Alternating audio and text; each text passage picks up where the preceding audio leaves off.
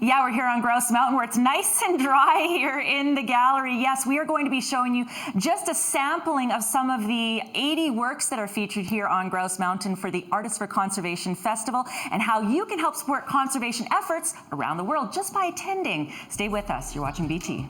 We don't care. We aren't caught up in your love affair. Yeah, thanks very much, guys. The Artists for Conservation Festival happening now through Sunday, and looking at one of the pieces of not only the president of the Artists for Conservation, but also one of the artists. Tell us a little bit about your piece here, Jeffrey. Sure. Well, this is just one of 80 pieces in the show. It's a bronze sculpture I did in the last year, and I was fortunate enough to have our jury select for this exhibit. It's actually quite competitive to get in, so wow. I was pleased about that. Fantastic. And this is just a great festival, by the way. Perfect place to be on a rainy day like today. Yeah, lots going on inside. If we do have good weather, there's going to be stuff going on outside, but the gallery itself, we're celebrating nature's beauty on the inside of the chalet. And some beautiful pieces like this, and what's great is that the artists actually donate a portion of what they earn from the sale of these pieces to various conservation efforts, right? That's right. It's unique to this show in that a large portion of the proceeds from the sale of any artwork does go to support conservation. It's a platform for each artist to champion the cause that's most important to them. So you'll notice as you peruse the galleries, each piece indicates a different dedication to a different cause. Now you've also got some sculptures as well. Yeah, actually we look over here, there's a pair of, a trio of crows, and this is a common urban wildlife scene that we see. It's called As the Crow Flies. This was a best in show in our exhibit this year by Brent Cook, a Victoria artist. And of course this artist here, many people will be excited to see. Yeah, many people will be familiar certainly with the name Robert Bateman.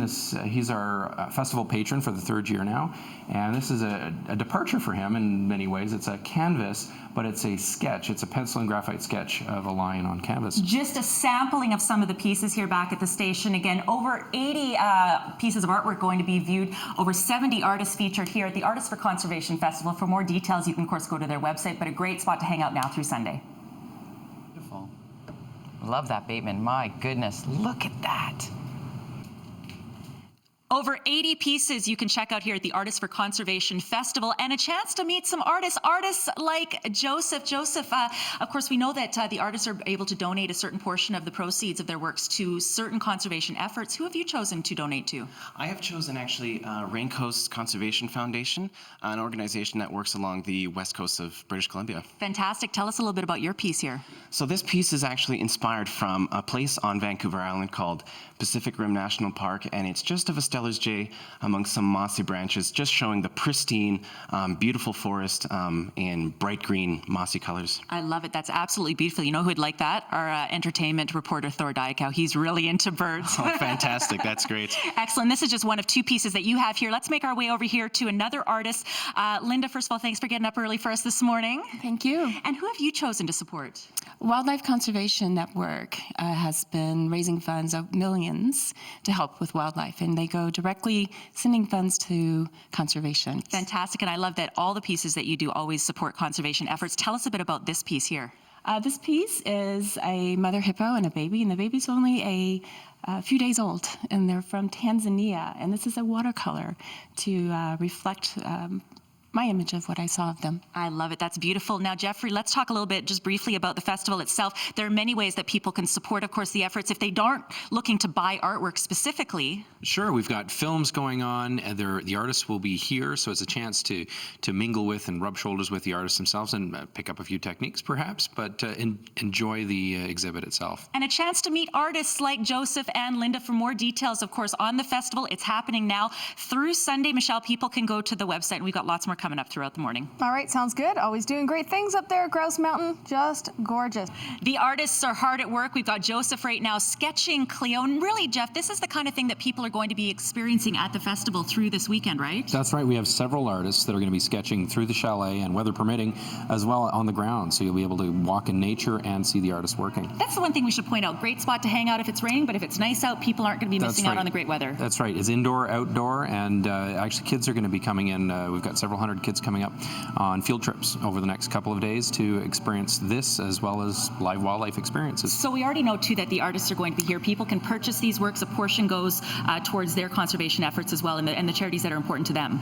That's right, and it's really about environmental education as well. It's about connecting people with nature and with the species that need protecting. Fantastic. Well, let's see how Linda's doing with her sketch right now, and I'm going to go over to make my way to the model herself. This is Cleo, and really, this is why we're supporting festivals like this, right? Exactly, yeah. This is Cleo, our barn owl wildlife ambassador, and barn owls are endangered in some parts of Canada, so any conservation and awareness we can raise about them is awesome. Now, I know we had Cleo on the show not too long ago, but for anyone who missed it, tell us a little bit about Cleo. So Cleo's about a 4.5-year-old female barn owl. She lives up here on Grouse Mountain, but she has a nice indoor aviary so she can stay warm in the cold weather. And then she goes out to visit our school groups and educates children about owls and about conservation about owls in the wild. So Cleo had no problem getting up early for us this morning, obviously. No, this is actually staying up late for her. Yeah, this is working a little bit of overtime here into the morning. Fantastic. Well, for more details, again, on the Artists for Conservation Festival happening right now on Grouse Mountain, and again, running through Sunday, all the scheduling and everything that you can do to help support conservation, you can go to the website. We're going to take a little break here on BT. Up next, weather and traffic, and, oh, Cleo, you can go to bed now if you'd like. Hey, Grinder. You do have to be very, very careful. And I don't know, Michelle, if you've ever been this close to a bear, but I have to say, Devin, this is my closest I've ever been. Yeah, well, that's what you can do up here at Grouse Mountain. You can come up and check out Grinder and Kula right at their habitat here and just see them up and close and personal. Fantastic. So this is really a fantastic area. They're pretty much ready to go for a long winter's nap, aren't they? Yeah, as you can see, we're getting a little bit of snow today, so they're concentrating on eating. This is their stage of pigging out and fattening up for hibernation. This is fantastic. Okay, so Nelson's going to show the bears right now, and we'll just get Linda and Joseph to talk off camera. Of course, you're just a few of the artists that are featured over here. How great is it for you to have these live models? Well, it's really great to be able to see them, not only because I enjoy them, but working from live animals gets you a sense of movement and you get a better sense of their anatomy. So drawing from a live animal is much better than just from a photograph. And Linda, how excited are you to be participating in this festival? Extremely excited. The opportunities don't happen very often, especially from where I'm from. So I'm just enjoying every moment. And Jeff, let's just talk a little bit again as we kind of focus on these beautiful animals. Just look at you back this way here. To be able to, I guess, support animals like this in conservation projects, that's really the whole purpose of this festival, right? Yeah, the purpose is getting people out into nature, appreciating it through art, appreciating it through wildlife experiences. And Grouse Mountain really offers an incredible opportunity to combine those experiences.